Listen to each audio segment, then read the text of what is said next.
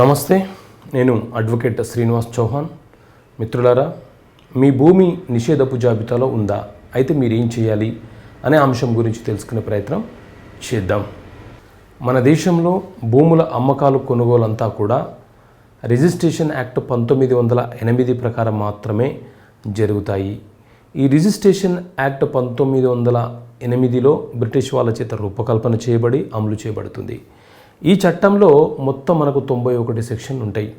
ఈ 91 సెక్షన్లలో 22వ సెక్షన్ని 2007వ సంవత్సరంలో సవరణ చేసి ఏ అనే ఒక సబ్సెక్షన్ని అదనంగా చేర్చడం జరిగింది. దీన్ని మనము 22A లీస్ట్ అని అంటుంటాము. ఈ 22A లీస్ట్ అంటే ఏంటి అని అంటే, ఏ భూములైతే అమ్మకాలు కొనుగోలు చేయడానికి అవకాశం లేదో ఆ భూములను ఈ 22A లీస్ట్లో పొందపరిచారు. దీన్ని మనము నిషేధపు జాబితా అని అంటాము. ఉదాహరణకు, ప్రభుత్వం మనకి ఏదైనా భూమి ఇచ్చిందనుకోండి, ఆ భూమిని మనము అమ్మకాలు కొనుగోలు చేయడానికి అవకాశం లేదు కాబట్టి ఈ 22A లీస్ట్లో చేర్చారు. అలాగే దేవాదాయకు సంబంధించిన భూములు ఉన్నాయి, అవి మనము అమ్మకాలు కొనుగోలు చేయలేము కాబట్టి ఆ భూములను కూడా 22A లీస్ట్లో చేర్చారు. అలాగే సీలింగ్ భూములు ఉన్నాయి. సీలింగ్ భూములు అంటే ఒక కుటుంబము, ఆ కుటుంబంలోని సభ్యులందరూ 52 ఎకరాల కంటే ఎక్కువ భూమిని కలిగి ఉండవద్దు. ఒకవేళ వాళ్ళు ఎక్కువ భూమిని కలిగి ఉంటే ఆ భూమిని తిరిగి ప్రభుత్వానికి ఇచ్చేయాలి. ఆ రకంగా ప్రభుత్వానికి ఇచ్చేసిన భూములను సీలింగ్ భూములు అని అంటాము. ఈ సీలింగ్ భూములను ప్రభుత్వం ఏం చేస్తుంది అని అంటే పేద ప్రజలకు ఇస్తుంది. ఆ పేద ప్రజలు ఆ భూమిని అమ్మడం, కొనుగోలు చేయరాదు. కాబట్టి ఈ సీలింగ్ భూములను కూడా నిషేధపు జాబితాలో చేర్చింది. అలాగే వక్ఫ్ బోర్డుకు సంబంధించిన భూములు ఉన్నాయి, అవి కూడా మనం అమ్మే కొనే హక్కు లేదు కాబట్టి నిషేధపు జాబితాలో POT లిస్టులో చేర్చారు. గిరిజన ప్రాంతాలలో ఉన్న గిరిజనుల భూములను గిరిజనేతరులు కొనకుండా ఆ భూములను కూడా నిషేధపు జాబితాలో పెట్టిరు.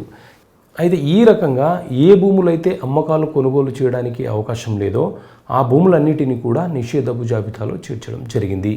సో వాటిని మనం అమ్మలేం, కొనలేము. అయితే ఇప్పుడు చాలా ప్రైవేట్ భూములు కూడా ఈ నిషేధపు జాబితాలో వచ్చాయి. ఎందుకు వచ్చాయి అని అంటే, ఒక సర్వే నెంబర్లో ఒక 90 ఎకరాల భూమి ప్రభుత్వ భూమి ఉండి, లేకపోతే ఒక 10 ఎకరాల భూమి ప్రభుత్వ భూమి ఉండి 90 ఎకరాలు ప్రైవేట్ భూమి ఉంటే ఆ సర్వే నెంబర్ అంతా కూడా POT లిస్టులో పెట్టారు కాబట్టి ఆ భూములు అమ్మకాలు కొనుగోలు చేయలేని పరిస్థితి ఏర్పడ్డది. సో మీ భూమి కనుక POTలో లిస్టులో ఉంటే, ప్రొహిబిటెడ్ లిస్టులో ఉంటే, నిషేధపు జాబితాలో ఉంటే మీరు చేయాల్సింది ఏంటి అని అంటే, మీ జిల్లా కలెక్టర్ గారికి ఒక అప్లికేషన్ పెట్టుకోండి. అక్కడ కూడా మీ సమస్య పరిష్కారం కాకపోతే బౌండరీస్ అండ్ సెటిల్మెంట్ యాక్ట్ ప్రకారం ఒక కమిటీ ఏర్పాటైంది, ఆ కమిటీకి ఒక అప్పీల్ చేసుకోండి.